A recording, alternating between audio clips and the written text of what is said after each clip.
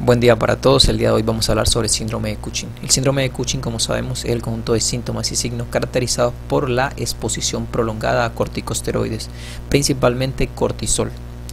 Como sabemos, las suprarrenales se encuentran a nivel superior de los riñones. Las suprarrenales tienen una médula y una corteza. La corteza, por su parte, tiene diferentes capas, glomerular, fascicular y reticular, y cada capa libera corticosteroides. La glomerular libera mineralocorticoides, aldosterona, la fascicular glucocorticoides, principalmente cortisol, y la reticular andrógenos. Por su parte, la médula suprarrenal secreta adrenalina y noradrenalina. Decimos que el cortisol es la hormona que principalmente afecta a este síndrome. Entonces, la alteración del síndrome de Cushing se presenta principalmente por afectación de la capa fascicular y la capa reticular. Decimos que el síndrome de Cushing se puede clasificar en exógeno y endógeno. En endógeno puede ser hipofisario, adrenal, ectópico, a nivel central, a nivel adrenal o de las glándulas suprarrenales, y a nivel ectópico. El síndrome de Cushing también puede ser exógeno, por administración iatrogénica o facticia de esteroides. Iatrogénica, pacientes que consumen en su casa dexametasona, hidrocortisona, metilprednisolona, y bueno, entonces pueden presentar este síndrome de Cushing. Y los pacientes que presentan administración facticia, como los pacientes con tratamiento médico. En este caso, el tratamiento médico, como artritis reumatoide, pacientes con asma bronquial que necesitan tratamiento esteroideo continuo, pueden desarrollar un síndrome de Cushing. Este se denomina síndrome de Cushing exógeno. En el caso del síndrome de Cushing endógeno, ya decíamos que era hipofisario, adrenal o ectópico. El endógeno puede ser dependiente de ACTH o independiente de ACTH. El dependiente de ACTH puede ser por un adenoma hipofisario que representa el 70 al 80% de un síndrome de Cushing endógeno dependiente de ACTH. En este caso se localiza a nivel central. El adenoma hipofisario es a nivel central, a nivel de la hipófisis, y se denomina enfermedad de Cushing. En este caso, el tumor lo que hace es secretar grandes cantidades de ACTH, y por eso la ACTH se va a encontrar aumentada.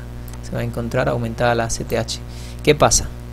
Que también puede presentarse por un síndrome de secreción ectópica de ACTH, es decir, ectópico en una localización externa, y aumenta los niveles de ACTH, lo que hace es producir adrenocorticotrópicas, y por eso la ACTH se va a encontrar aumentada. Tenemos el síndrome de secreción ectópica de CRH, que también me puede provocar un síndrome de Cushing endógeno dependiente de ACTH. Síndrome de secreción ectópica de CRH. En este caso es la hormona liberadora de corticotropinas. Y esta hormona liberadora de corticotropinas, que se encuentra a nivel hipotalámico en los núcleos ventromediales, me va a estimular la hipófisis, y eso me va a generar aumento de la ACTH a nivel de la adenohipófisis, de la adenocorticotrópicas, y por consiguiente me va a estimular la liberación de corticosteroides. Entonces decimos que este también puede ser un síndrome de Cushing endógeno dependiente de ACTH, porque me va a elevar los niveles de ACTH. Por su parte, tenemos el síndrome de Cushing endógeno independiente de ACTH. En este caso, la localización es a nivel de las glándulas suprarrenales, es un tumor adrenal. ¿Qué pasa? Como la localización es a nivel de las suprarrenales, hay un aumento de los niveles de cortisol, y esos niveles de cortisol me van a estimular por un feedback el hipotálamo, y entonces a nivel de los núcleos ventromediales me estimula el hipotálamo, y entonces esa hormona liberadora de corticotropinas va a disminuir, y por su parte va a disminuir la estimulación a nivel de la adenohipófisis, y también va a bajar los niveles de ACTH. Entonces, en este caso, el síndrome de Cushing independiente de ACTH se caracteriza por una ACTH baja. Por su parte, debemos conocer la clínica de un paciente con síndrome de Cushing. En el caso de un paciente con síndrome de Cushing, decíamos que la afectación principal se da a nivel fascicular y reticular. Por su parte, la afectación a nivel del cortisol me va a llevar que se presente un paciente con hiperglicemia. Aquí está, hiperglicemia. Se puede presentar un paciente con alteraciones a nivel reticular de los andrógenos. Entonces, un paciente, si es femenino, puede presentar amenorrea, hirsutismo. Si es masculino, puede presentar ginecomastia. Por su parte, también el cortisol puede provocar la ruptura de músculos, huesos y piel. A nivel de los huesos me puede provocar osteoporosis. A nivel de la piel se puede presentar con estrías purpúricas, lesiones también violáceas, rojizas. También podemos ver, se denominan estrellas violáceas rojas, que se presentan a nivel principalmente de los flancos, regiones axilares. También podemos ver hiperglicemia, que ya se mencionó, y esta hiperglicemia provoca un aumento de la insulina, y ese aumento de la insulina activa la lipoproteína lipasa en las células de la cintura y los glúteos y me puede provocar obesidad centrípeta, que es característico de un paciente con síndrome de Cushing. Característicamente, la clínica de un paciente con síndrome de Cushing se presenta obesidad centrípeta, cara de luna llena, podemos ver hipertensión también, hiperglicemia. Hipertensión, ¿por qué? Porque el cortisol me amplifica el efecto de las catecolaminas y el cortisol actúa como la aldosterona, ocupa los receptores de aldosterona y por consiguiente actúa como aldosterona, y sabemos que la aldosterona retiene sodio y elimina potasio. Entonces me va a aumentar la presión arterial, aumenta volumen sanguíneo, aumenta presión arterial. Decimos que el cortisol también puede inhibir la hormona liberadora de gonadotropinas, entonces me va a provocar alteración a nivel de ovarios y a nivel de testículos. Alteraciones como cuáles, como amenorrea, hirsutismo en las mujeres, me puede provocar oligomenorrea. Y entonces, ¿por qué? Por la inhibición de la hormona liberadora de gonadotropina. En cuanto al diagnóstico del síndrome de Cushing, decimos que debe presentarse un diagnóstico sindrómico, etiológico y de localización. En cuanto al diagnóstico sindrómico, existen diferentes pruebas para diagnosticar el síndrome de Cushing. Tenemos el cortisol urinario de 24 horas, tenemos la DEXA-1 o la prueba de Nugent, que se utiliza 1 miligramo de dexametasona a las 11 de la noche y posteriormente se hace una medición a las 8 de la mañana. Si se encuentra mayor de 1.8 microgramos por decilitro, decimos que el paciente presenta un síndrome de Cushing. Bueno, también podemos emplear el cortisol salival también para diagnosticar un síndrome de Cushing. Y en cuanto al diagnóstico etiológico, cuando ya tenemos un diagnóstico sindrómico, que el paciente ya sabemos que tiene un síndrome de Cushing, nos vamos con el diagnóstico etiológico. ¿Qué hacemos? En el diagnóstico etiológico lo que nos interesa principalmente saber es si tenemos un síndrome de Cushing dependiente de ACTH o independiente de ACTH. ¿Cómo lo hacemos? Pues generalmente se utiliza la prueba de DEXA-8. En este caso se utilizan 8 miligramos de dexametasona, se realiza la prueba a las 11 de la noche y a las 9 de la mañana realizamos mediciones de los niveles de ACTH, no de cortisol como decíamos en la prueba de Nugent de DEXA-1, sino de ACTH, adenocorticotrópica. Entonces la prueba de DEXA-8, si da mayor de 20 microgramos por decilitro, decimos que el paciente presenta un síndrome de Cushing dependiente de ACTH, y si da menor de 5 microgramos por decilitro, el paciente presenta un síndrome de Cushing independiente de ACTH. Cuando ya tenemos un diagnóstico etiológico, entonces debemos realizar un diagnóstico de localización. En este caso, en dependencia de la sospecha clínica, solicitamos exámenes imagenológicos. Podemos solicitar resonancia magnética celular o de silla turca con gadolinio en el caso de que sospechemos un microadenoma hipofisario, que es la causa principal de un síndrome de Cushing endógeno dependiente de ACTH.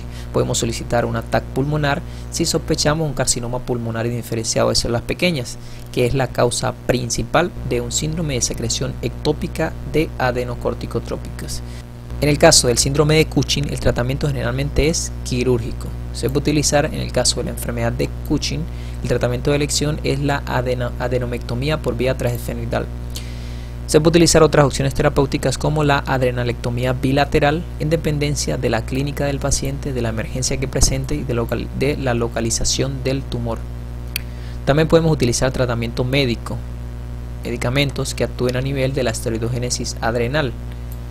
Principalmente medicamentos como los que actúan a nivel hipotálamo hipofisario, como los antagonistas de serotonina, como la ciproheptadina, antagonistas dopaminérgicos como la bromocriptina, lisuride, agonistas GABAs como el valproato sódico, medicamentos que actúen también a nivel suprarrenal como el mitotane, la mitopirona, el ketoconazol, medicamentos que actúen a nivel de receptor de glucocorticoides como los antagonistas de glucocorticoides como el mifepristone.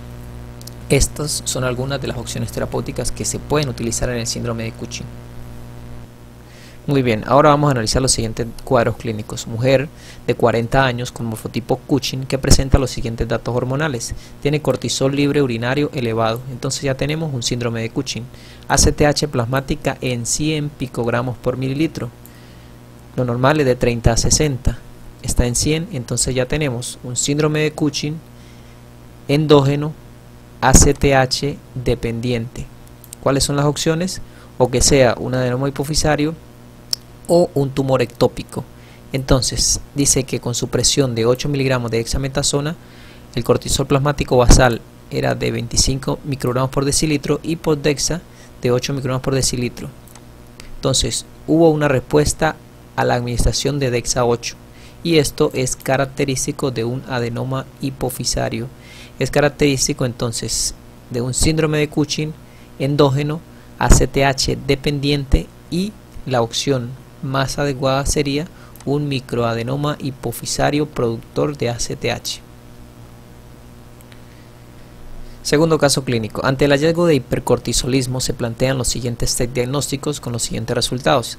Nivel de ACTH muy elevado, entonces ya tenemos un síndrome de Cushing ACTH dependiente. Las dos opciones que tenemos, adenoma hipofisario o un tumor ectópico.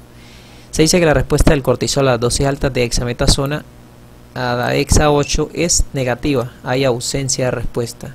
Entonces en este caso la opción más probable de un síndrome de Cushing endógeno ACTH dependiente sería un cáncer microcítico de pulmón. ¿Por qué? Porque la respuesta a dosis altas de dexametasona es negativa y porque es un síndrome de Cushing endógeno ACTH dependiente. Tercer caso clínico. Tenemos una mujer de 41 años con obesidad troncular, hipertensión, intolerancia a la glucosa, que presenta una excreción urinaria de cortisol libre elevada, es decir, es una paciente con un síndrome de Cushing, inadecuada supresión de cortisol sérico a dosis elevadas de dexametasona y una ACTH sérico no detectable, es decir, es un síndrome de Cushing no dependiente de ACTH. La localización más probable es un adenoma suprarrenal. ¿Por qué ocurre una inadecuada supresión de cortisol sérico a dosis elevada de dexametasona? Por lo siguiente, conocemos el eje hipotálamo hipofisario suprarrenal. A nivel hipotalámico se produce la CRH o la hormona liberadora de corticotropinas. A nivel hipofisario se produce la ACTH o hormona adrenocorticotrópicas. Y a nivel adrenal se produce el cortisol. Lo que ocurre es que el cortisol realiza un feedback negativo y disminuye los niveles de hormona liberadora de corticotropina o CRH. Por consiguiente también va a actuar a nivel de la adenohipófisis y va a disminuir los niveles de adrenocorticotrópicas. Por consiguiente, los niveles de ACTH que se miden durante la prueba de DEXA 8 se van a encontrar inadecuadamente disminuidos, que de por sí ya se encontraban disminuidos por la secreción de cortisol que presenta el adenoma suprarrenal. Por eso hay una inadecuada respuesta. Es decir, esta paciente presenta un síndrome de Cushing exógeno no dependiente de ACTH, probablemente un adenoma suprarrenal.